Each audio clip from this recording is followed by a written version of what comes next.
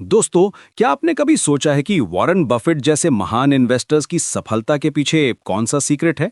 आज मैं आपको बताने जा रहा हूं बेंजामिन ग्राहम की लेजेंडरी बुक सिक्योरिटी एनालिसिस के बारे में। वो किताब जिसने मॉडर्न इन्वेस्टिंग की नींव रखी और जिसे वैल्यू इन्वेस्टिंग का बाइबल कहा जाता है। बेंजामिन ग्राहम को फादर ऑफ वैल्यू इन्वेस्टिंग कहा जाता है और ये बिल्कुल सही है। उन्होंने 1934 में ग्रेट डिप्रेशन के दौरान ये ग्राउंड ब्रेकिंग बुक लिखी थी। उस समय वॉल स्ट्रीट में केओस था, लोग अपना सब कुछ खो रहे थे और तब ग्राहम ने एक रेवोल्यूशनरी अप्रोच पेश की जो आज भी उतनी ही रेलेवेंट है। ग्राहम का मुख्य सिद्धांत बहुत सिंपल लेकिन पावरफुल है। इन्वेस्टमेंट और स्पेकुलेशन के बीच क्लियर डिफरेंस करना। उनके अनुसार an investment operation is one which upon thorough analysis promises safety of principal and adequate return। यानी कि जो ऑपरेशंस इन रिक्वायरमेंट्स को मीट नहीं करते हैं वे स्पेक्युलेटिव हैं। अब बात करते हैं इंट्रिंसिक वैल्यू की। ये ग्राहम की पूरे फिलॉसफी का कॉर्नरस्टोन है। इंट्रिंसिक वैल्यू का मतलब है किसी कंपनी का एक्चुअल वर्थ जो उसके फंडामेंटल्स पर बेस्ड होता है। Earnings, assets, growth prospects. Market price अक्सर इस इंट्रिंसिक वैल्यू से काफी अलग होती है और यहीं पर अपॉर्चुनिटी मिलती है स्मार्ट इन्वेस्टर्स को। ग्राहम ने एक बहुत ही इंपॉर्टेंट कॉन्सेप्ट दिया, मार्जिन ऑफ सेफ्टी। ये कॉन्सेप्ट इंजीनियरिंग से आई है, जहां ब्रिजेस और बिल्डिंग्स को एक्सपेक्टेड लोड से ज्यादा वेट हैंडल करने के लिए डिजाइन किया जाता है। इन्वेस्टमेंट में भी यही प्रिंसिपल अप्लाई होता है। जब आप किसी स्टॉक को उसके इंट्रिंसिक वैल्यू से काफी कम प्राइस पर खरीदते हैं तो आपको मार्जिन ऑफ सेफ्टी मिलता है।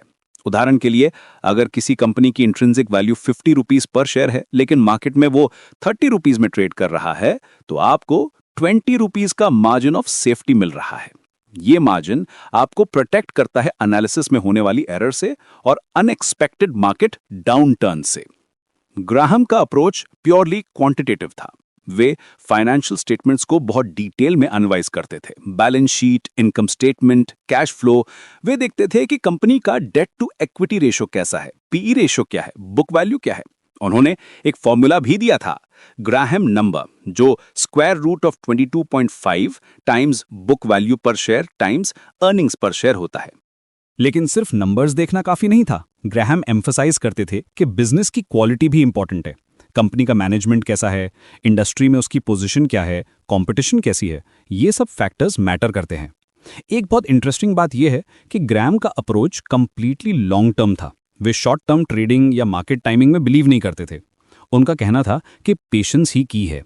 मार्केट इवेंचुअली रिकॉग्नाइज करती है अंडरवैल्यूड कंपनीज को, लेकिन इसमें टाइम लगता है।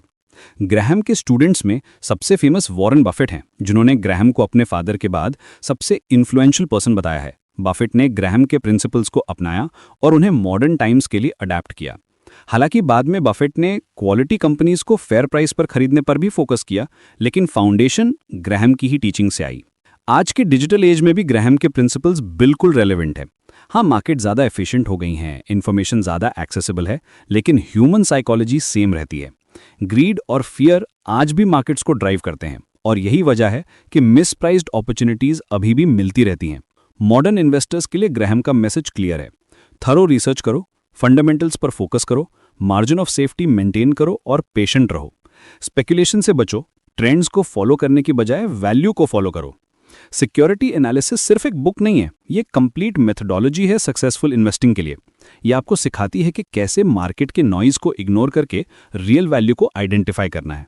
ये अप्रोच आपको प्रोटेक्ट करती है मेजर लॉसेस से और लॉन्ग टर्म वेल्थ क्रिएशन में हेल्प करती है। तो दोस्तों, अगर आप सीरियस इन्वेस्टर बनना चाहते हैं तो बेंजामिन ग्राहम के सिक्योरिटी एनालिसिस के प्रिंसिपल्स को समझना और अप्लाई करना बहुत जरूरी है। ये टाइमलेस विजडम है जो आपको मार्केट के अप्स एंड डाउन्स में स्टेडी रखेगी और सक्सेसफुल इन्वेस्टमेंट जर्नी में गाइड करेगी।